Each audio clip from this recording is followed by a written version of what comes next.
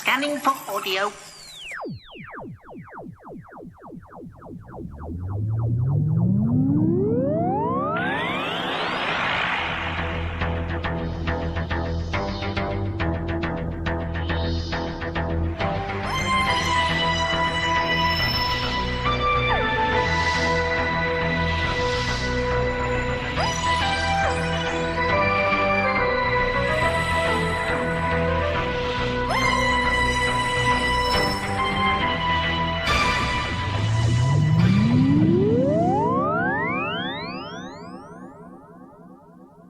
Welcome to a Tin Dog Podcast. Yes, sometimes I'm a little bit behind, but I have caught up with my DVD reviews, all except for one. Vengance on Varos, Special Edition. Now, received fan wisdom has that Varos down as well. The best Sixth Doctor story ever. I wouldn't go that far. At the time, my love affair with the series was on the wane. I was at that dodgy age where I thought things could be better. Hell, I thought I knew better. I was, indeed, wrong. But also, I love Time Lash, so what do I know? It was never my favourite. I found it drab, unappealing, unexciting. And on those points, I was definitely wrong. If anything, this story says a lot more about modern television than it did of the television of the time. People always make a big thing about video nasties and the like, but it actually says a lot more about sort of I'm a celebrity, and it tries to say a lot more about democracy at its very core. Vengeance on Varos is a curious little tale, but by far the most important characters in it never get to meet the Doctor. They are, well, the Greek chorus characters, if you want to refer to it like that. People not connected with the action, commenting on or affected by the outcomes of what's going on elsewhere in the storyline. Specifically, the Greek chorus characters in this actually didn't get to meet the Doctor, they just got to react to what was happening on literally their TVs. They became an extension of us, because they were also an audience. Yes, you can read far too much into this if you want, but we're Doctor Who fans, that's our job. We do read far too much into things. Varos itself is a former prison planet, ruled over by the benevolent posh bloke from loads of programmes you've seen. He's got some tough decisions to make. It's basically a mining planet, where people aren't particularly treated well. Nasty things are afoot. The population of this planet are all kept in line by TV. No change from basically how we are. We buy into it and we think that's what's going to happen.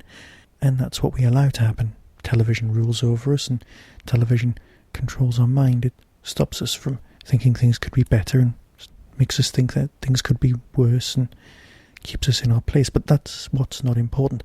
What's important for this story is the Doctor's TARDIS is broken and he needs something that's on this planet. That'll get him into the storyline. Well, that's fine. Yes, you're probably thinking, that sounds a bit familiar, and it does have echoes of, say, The Running Man or any of those big-scale game shows, because that's what the Doctor enters. Political prisoners are tortured on TV live. Not a million miles away from I'm a Celebrity, get me out of here. Political decisions are put through, well, the voltage of chairs if people don't agree or do agree, but I'm sure some people would just vote just to see politicians in pain.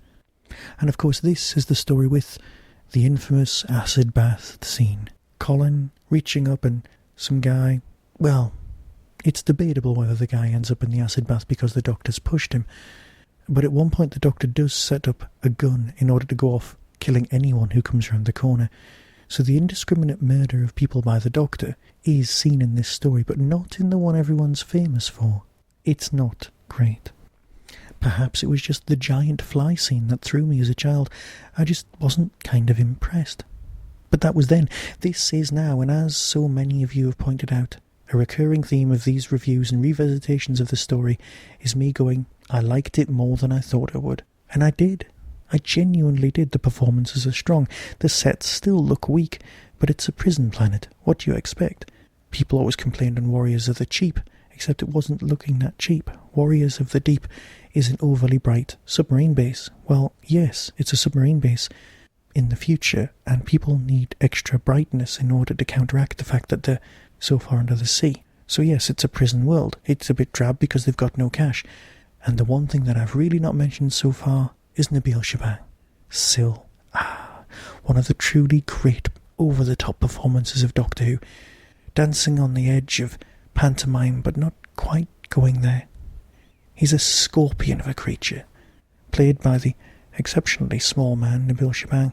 Sil the Mentor is brilliant in this story. He is a slug of a person. He's green and nasty and has no redeeming features. So yes, it's a commentary on television, and yes, it's a much better Sixth Doctor story than we ever forget, but it still doesn't quite get it for me. Everyone else seems to love it, and you probably will too. Now, with this special edition, you get an extra disc, and it's absolutely cram-packed with extras. Fantastic makings of, and behind-the-scenes stuff, and there's a lot of very nice commentary. But it's still Vengeance on Varos, and we still just didn't quite get enough Sixth Doctor. Because basically you've got one series that's one story, and then 4 or 5 others. It's nothing. It feels like we were so cheated. I wish we could all go back in time and have a word with ourselves and go, no, give this man a chance. We've heard him be so much better. Because the big finish, Sixth Doctor, is just so great. So yeah, of course you'll buy it. You may already own it, so if I was you, I'd hang on until it comes down in price. But don't hang on too long, because it won't be around forever. Right, I'm going to go now and get on with reviewing something else. So until next time, be seeing you.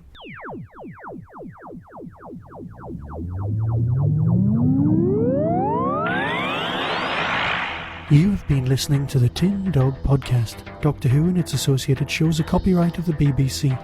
No infringement is intended. To contact the show, email tin-dog@hotmail.co.uk. To order, or simply find out more about the book Whostrology, the Time Traveller's Almanac, visit whostrology.com. The Tin Dog Podcast is a founder member of the Doctor Who Podcast Alliance.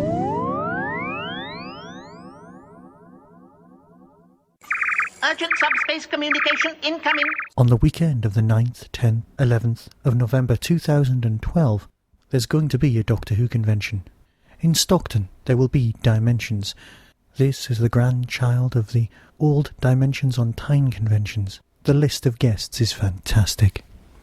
Sylvester McCoy, Peter Davison, Fraser Hines, Louise Jameson, Terry Malloy, Bernard Holly, Nabil Shabang, Roy Holden, John Levine, John Leeson, Spencer Welding, Ian Cullen, Beth Chalmers, Virginia Hay, David Cyberman Banks, Martin Cochrane, Adrian Burgess, Terence Dix, Brian Croucher, Richard Watson, David Richardson, writers Matt Fitton and Mark Wright, Michael Troughton, the Ken Bentley, and of course David J. Howe and Sam Stone, author of those reasonably popular zombie books, all taking place in Stockton. There are tickets still available, and I for one am definitely going, because that's the weekend that I'll be there, able to sign copies of Whostrology.